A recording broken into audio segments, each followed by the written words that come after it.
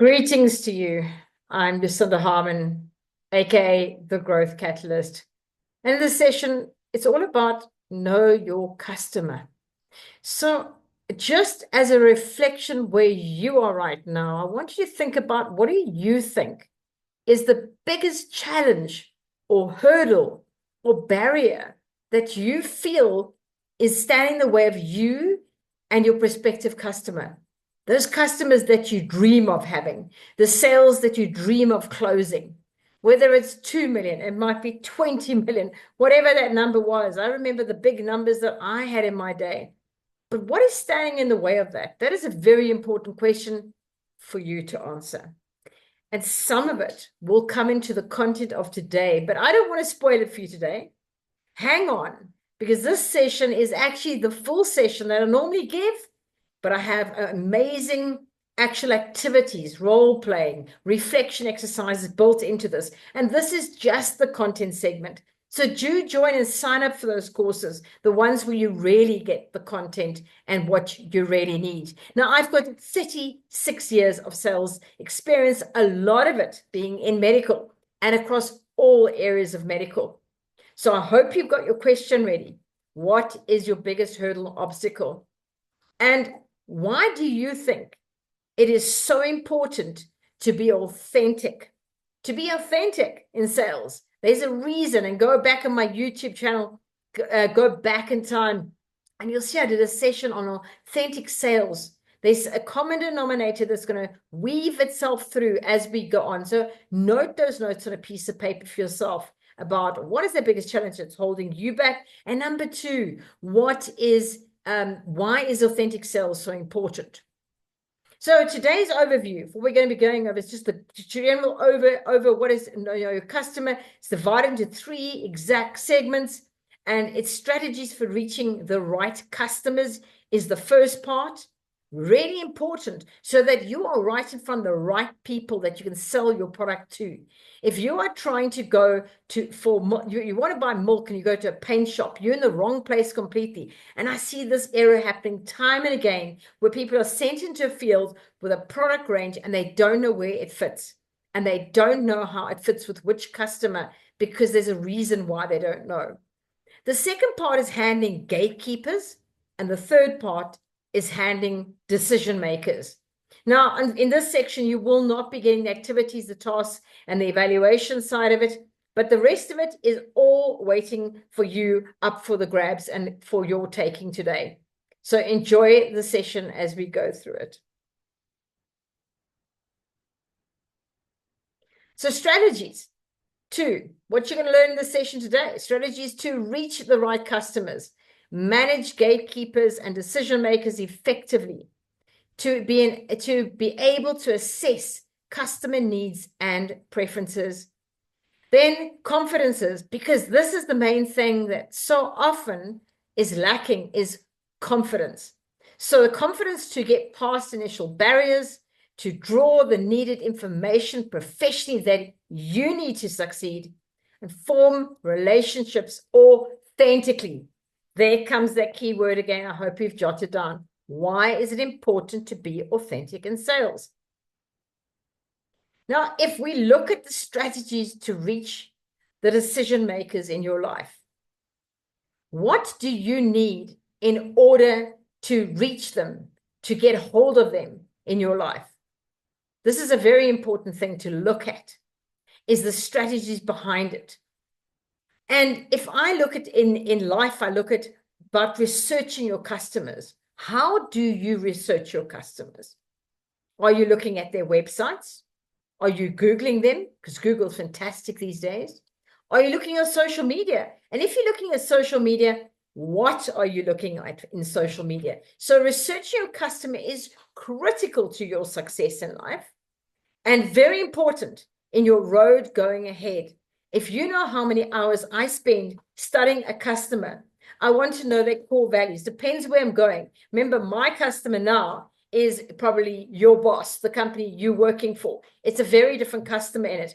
But I always research my customers, and I can guarantee that most of them on Facebook or LinkedIn, they're somewhere, but they're out there. And often they have incredible, even on their Google, on their Google Business, or on their on their websites, they have amazing information to gain.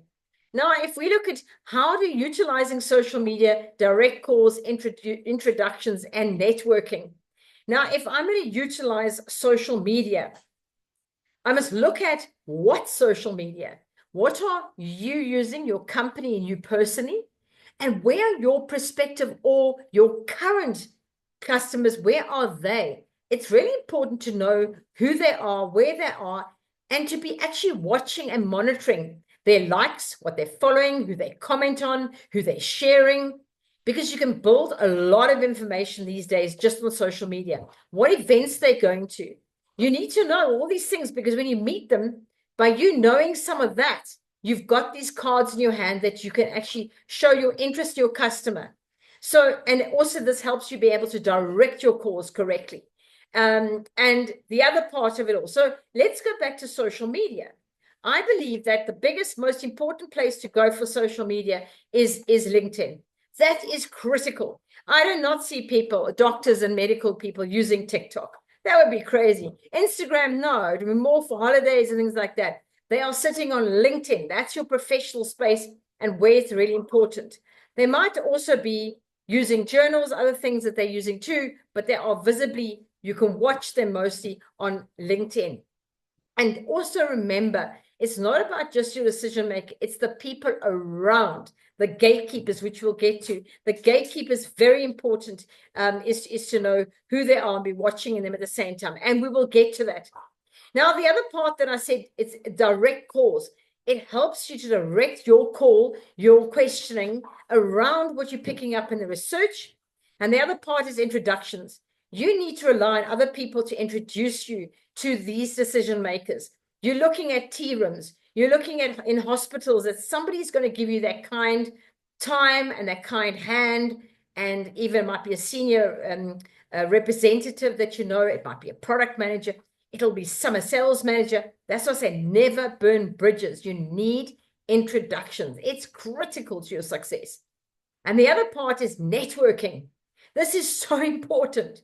You should be having coffee sessions, meeting up with like-minded people in your industry, in your particular area. If you're in pharmaceuticals there, if you're medical devices, wherever you are, very important that you are networking, because in networking, somebody is going to give you those introductions.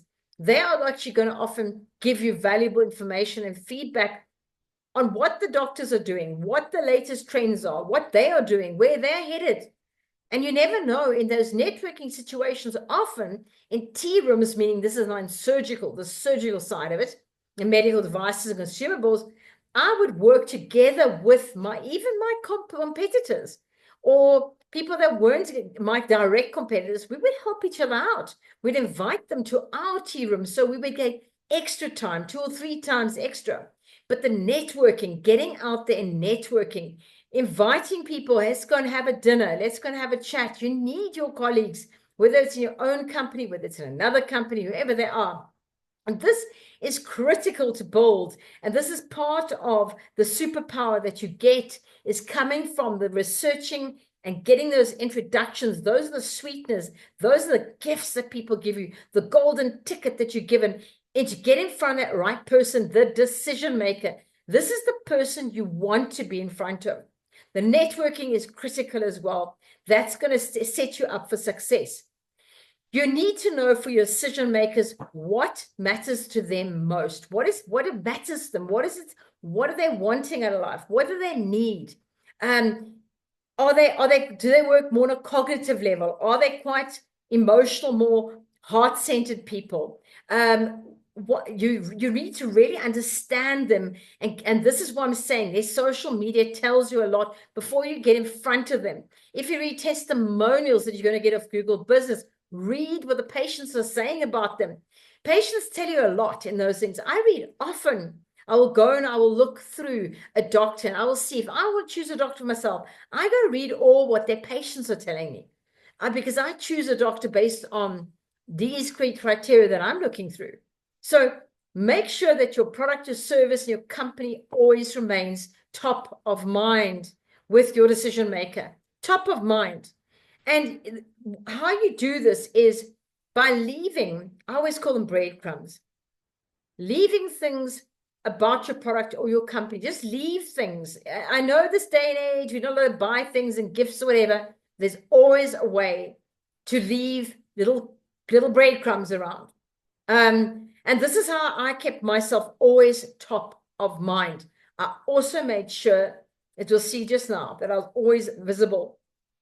But I did this because it's not a business card. Business cards often get thrown into a drawer and they get dumped and it becomes an irritant. So don't do that.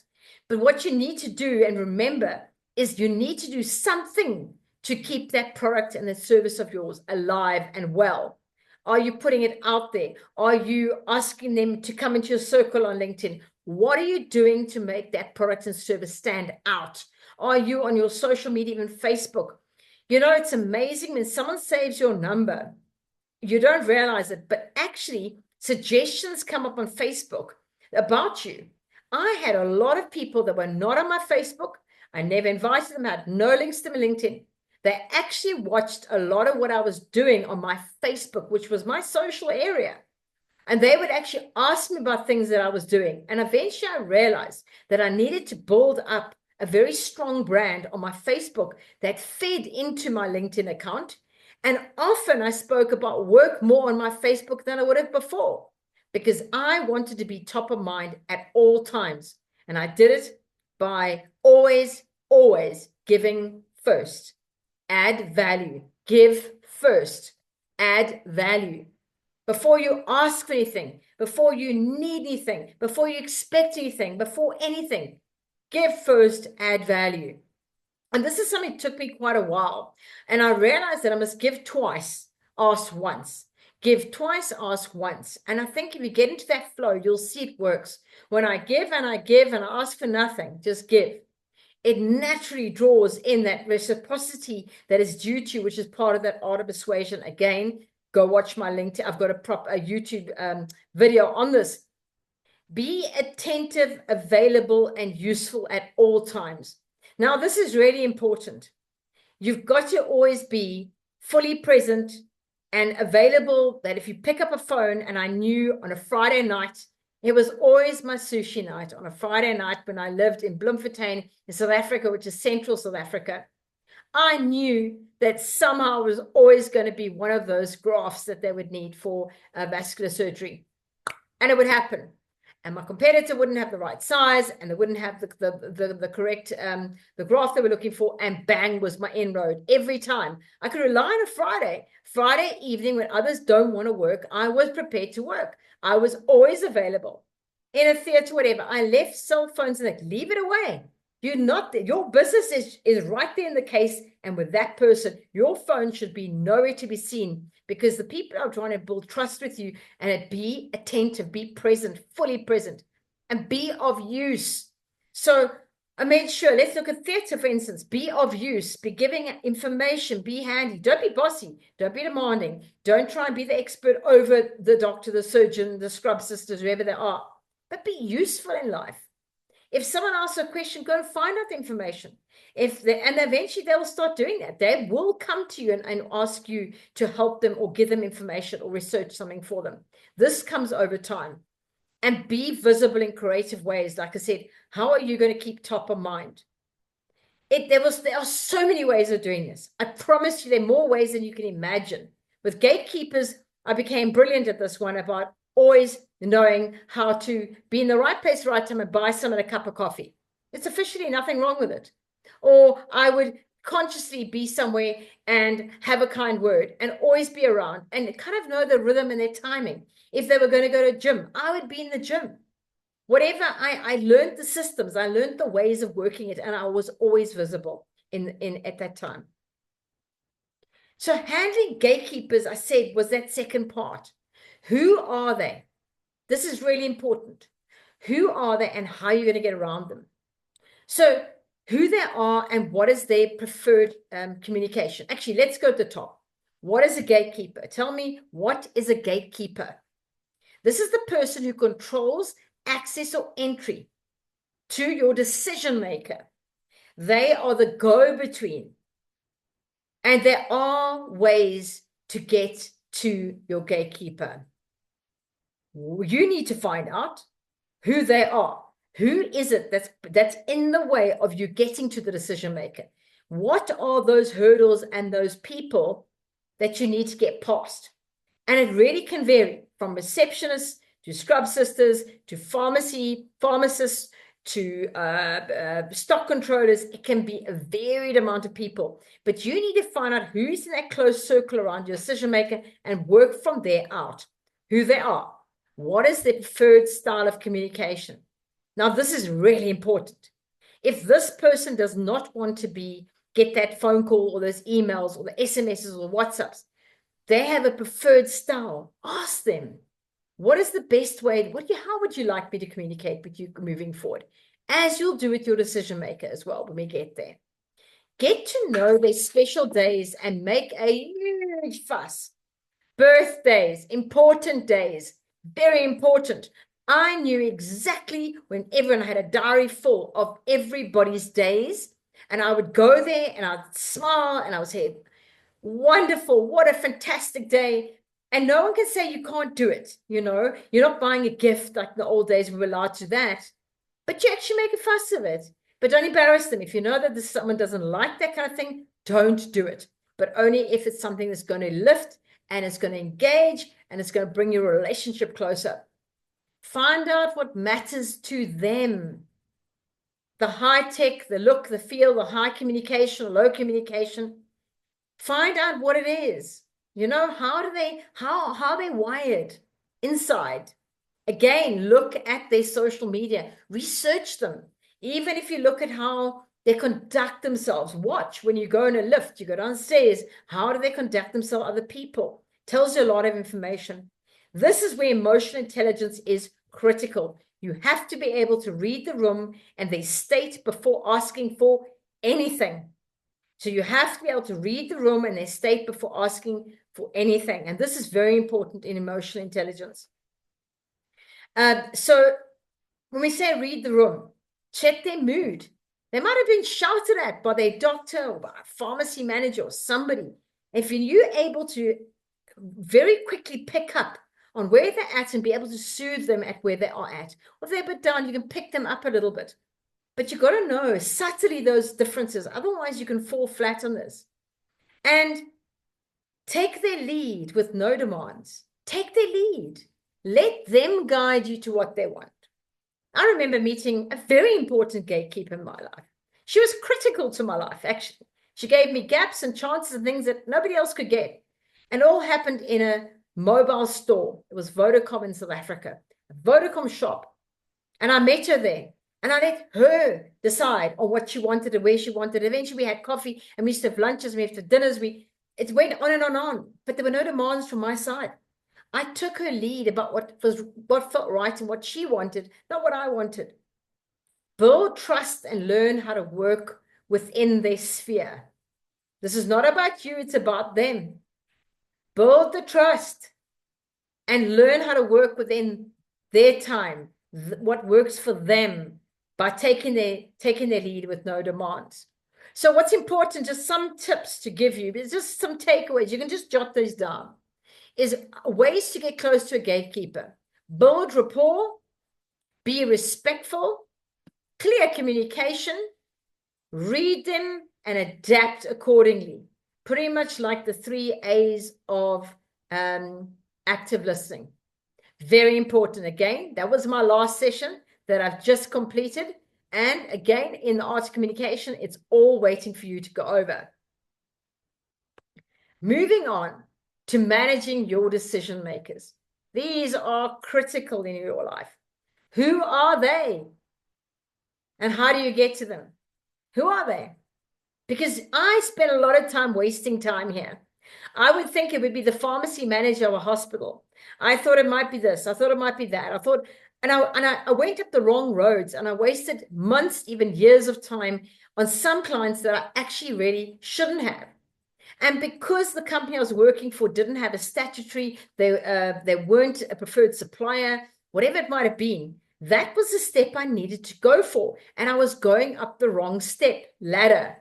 And so I was focusing on the surgeon, but I had to focus on the pharmacy manager. The pharmacy manager in the hospital, he or she was going to get me through that hoop. And this is where you need to work out who's the decision maker. It might be the last person you think. Is it the stock controller? Is it the person right at the back of receiving? There's the person that decides what goes on the shelves in hospitals. Who's this person in pharmaceuticals? Who are they? This final decision maker. You now know your gatekeepers. You've now got access around them. And now you need to be in front of that decision maker. So again, what is the preferred style of communication? You need to know. Doctors said, just WhatsApp me. Don't phone. Don't leave a message. I don't have time to phone you back. I don't like emails. I don't do emails. And I listened, and I just did whatever was suited them. If they'd say to me, I want you to be at a theater on a Tuesday for 5 minutes between 8 and 8:45. I was there in the morning between 8 and at exactly the corner that we decided on. Know the process that works, the process to access them. And this is the thing, that your gatekeepers will teach you how to go about it, what you need to do. Are you going to leave a trial? What are you going to do? But they're going to tell you. They're going to give you those incredible pieces of wisdom that you're going to follow. And you need to actually make sure that you follow the process correctly, according to also the decision maker, what they tell you as well. And make yourself visible, visible, visible. Never underestimate the power of visibility. Never ever underestimate the power of visibility. My quote that I do over and over and over again as I've done PR and taught people in public relations, teaching people in sales. People thought I was always around the hospitals. I wasn't. I was just more visible than everybody else because I was so good at the art of visibility. So how? I was always seen up and down the corridors, moving up and down, waving to people. I made sure that I knew the doctors when they're going to theater, coming out of theater. I knew when people coming and leaving from home and coming and going for lunch, and I would just be passing all the time, passing them and greeting them and hi and just popping by. And it was a visibility thing. And the other part of it was that they started watching me on social media. And I kid you not, the decision makers really did. And they liked so much of what I was doing in my speaking career at the time that they used to bring me in and want to ask me questions. And that's often how I actually got into my decision makers. They were fascinated by what I was doing on the outside. And it gave them a lot more tangible stuff to work with. And they thought, wow, here's a medical specialist that actually knows all of these things. What an impressive, amazing human being. And that made me stand out time and again. You need to stand out from your competitors and from your colleagues. And that is just how it is. The other thing is to get to know those who are close to them, like I said to you, those gatekeepers, even their partners, the people around them. Often, I would somehow end up being at a hairdresser. I would be at the gym. I would be somewhere. And someone would say, oh, that's Dr. So-and-so's wife or whatever it was. And I would actually greet them there. And or I would go to functions like wine tastings or dinners where I knew that they would be around. And often it was the partners that introduced me to the very decision maker I needed to be around. Leave those breadcrumbs, leave those offers of the trials around a lot.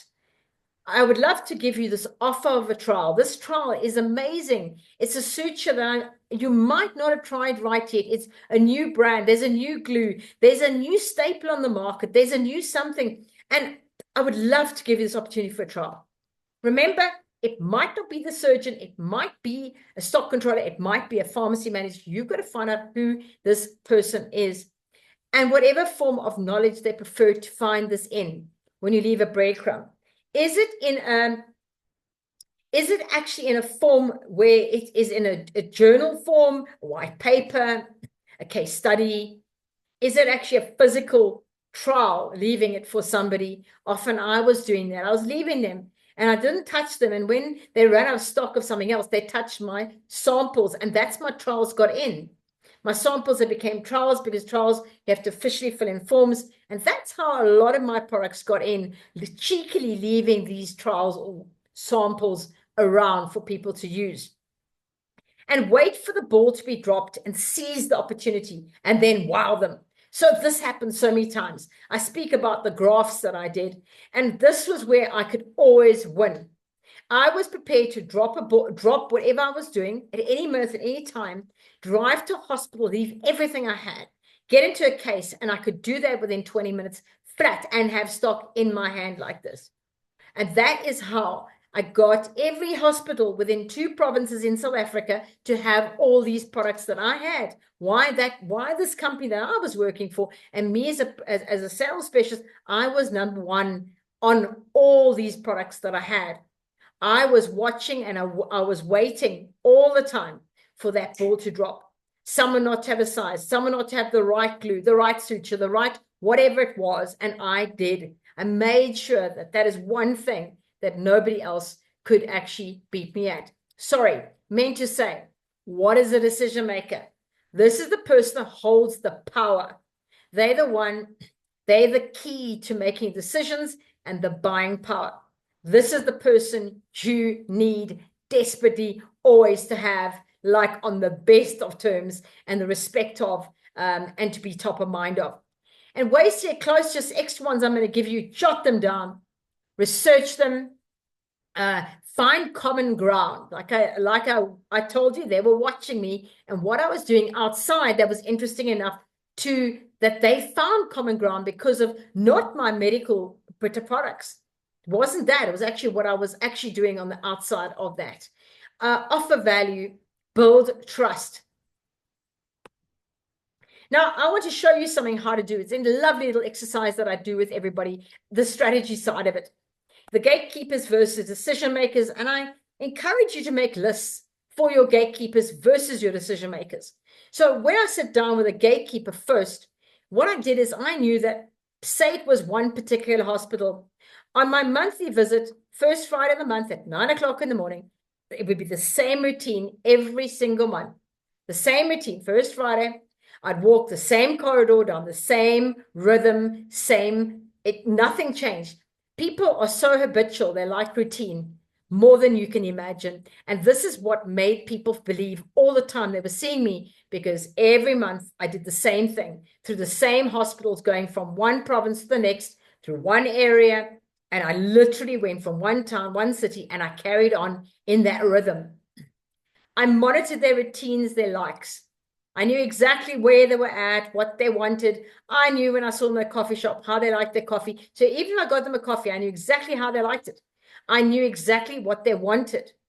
And then what I did is I checked in every time I was in the vicinity. Like I was saying, the first Friday, if I happened to be there now for another case, another visit, I would make sure I went up the floors or wherever I had to do the stairwells, wherever, and I'd say hi again and hi again with nothing, just a hi, just a face, just a greeting.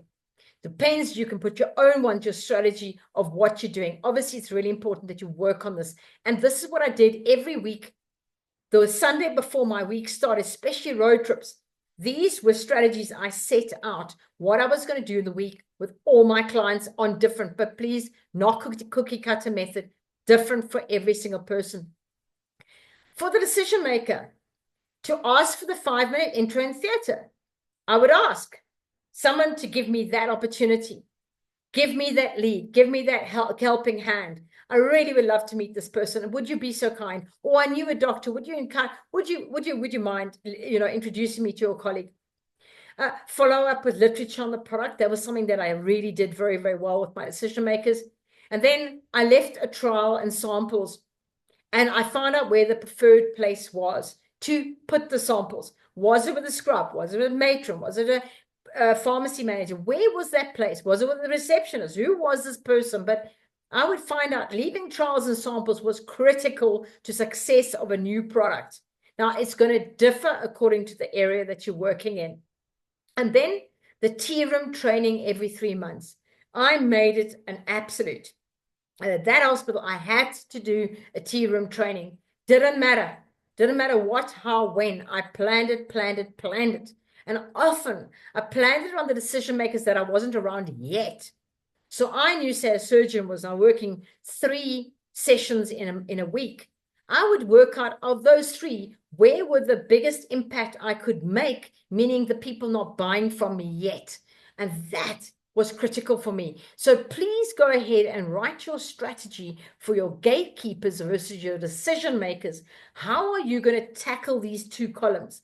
How do you get to be in front, and what do you need to do with the gatekeepers, and what do you need to do with these decision makers that are so important for you to get in front of? So we're at this point where we're wrapping it up now. We've been through all the important part about how know your customer, researching them, going through everything that you need. And my question, then your gatekeepers and then your decision makers. So what specific techniques did you learn today that you can implement in your next call? What will make it more effective? I want you to jot that down, even share it with me. If you're watching this YouTube, share it below in the chat, watching my channel and watching it here. But do put it here. Let me know, what are these specific techniques that you've learned today that you will implement in your next call to make it more effective? Every day we're learning. We're a student for life.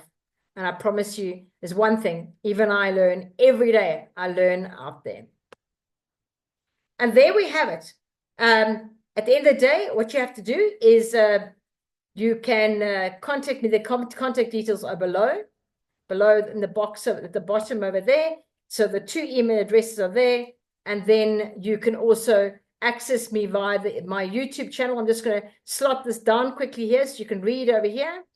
And there you go. The link to the webinar is on the YouTube channel, Lucinda Harmon, or on Expert Rep Enrollment Key, Dare to Thrive. And that is that is what I'm leaving you with today. That's my dream and wish for you, is that you thrive like I know you can.